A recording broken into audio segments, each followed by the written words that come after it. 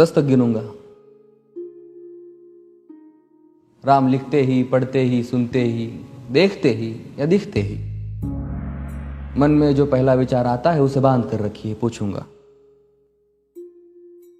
1 2 3 4 5 6 7 8 9 9 9। हाथ काट कर रख दूंगा ये नाम समझ आ जाए तो। कितनी दिक्कत होगी पता है राम समझ आ जाए तो। भाई राम राम तो कह लोगे पर राम सा दुख भी सहना होगा। पहली चुनौती ये होगी कि मर्यादा में रहना होगा। और मर्यादा में रहना मतलब कुछ खास नहीं कर जाना है, बस त्याग को गले लगाना है और अहंकार जलाना है। अब अपने राम लला के खातिर इतना ना कर पाओगे और शबरी का जूठा खाओगे तो पुरुषोत्तम कहलाओगे। काम क्रोध के भीतर रहकर तुमको शीतल बनना होगा। बुद्ध भी जिसकी इच्छाओं में बैठे वैसा पीपल बनना होगा ये सब कुछ, और वो भी शून्य में रहकर प्यारे। तब ही तुमको पता चलेगा कि कितने अद्भुत राम हमारे। सोच रहे हो कौन हूं मैं? चलो बता ही देता हूं। तुमने ही तो नाम दिया था मैं पागल कहलाता हूं। नया नया हूं यहां पे तो ना पहले किसी को देखा है। वैसे तो हूं त्रेता से, मुझे कृष्ण किसी ने कलयुग भेजा है। भाई बात वहां तक फैल गई है कि यहां कुछ तो मंगल होने को है कि भरत से भारत हुए राज में सुना है राम जी आने को है।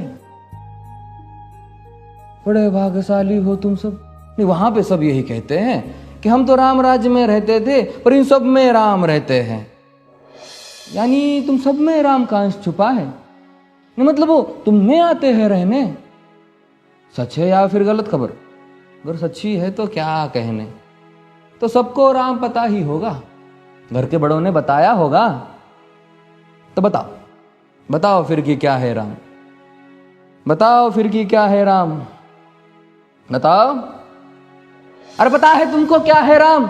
या बस हाथ धनुष तरकश में बान, या वन में जिन्होंने किया गुजारा, या फिर कैसे रावण मारा लक्ष्मण जिनको कहते भैया, जिनकी पत्नी सीता मैया। फिर ये तो हो गई वही कहानी, एक था राजा एक थी रानी। क्या सच में तुमको राम पता है? या वो भी आकर हम बताए?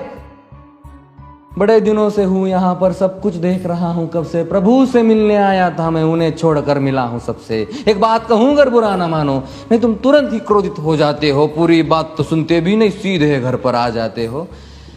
ये तुम लोगों के नाम जपो में पहले सा आराम नहीं।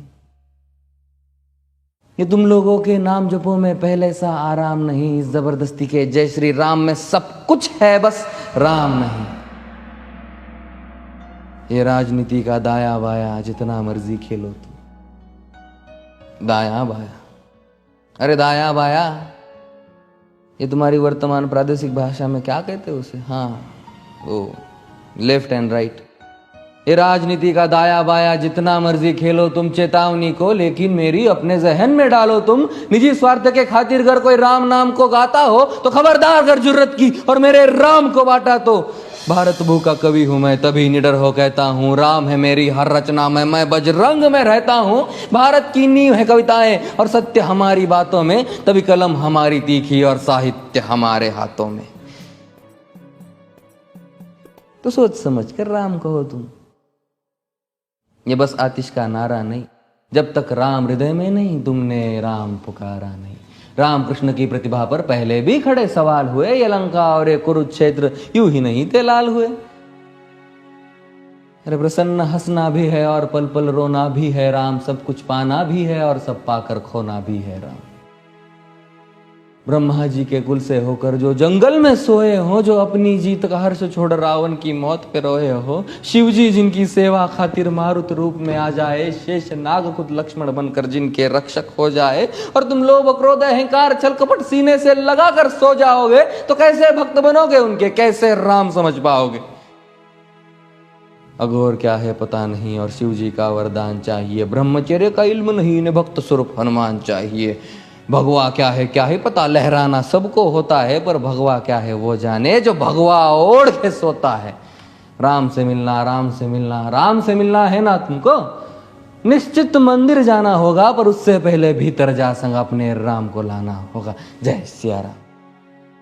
और हाँ, अवधपुरी का उत्सव है, कोई कसर नहीं, सब खूब मनाना। मेरे प्रभु है आने वाले, रथ को उनके खूब सजाना।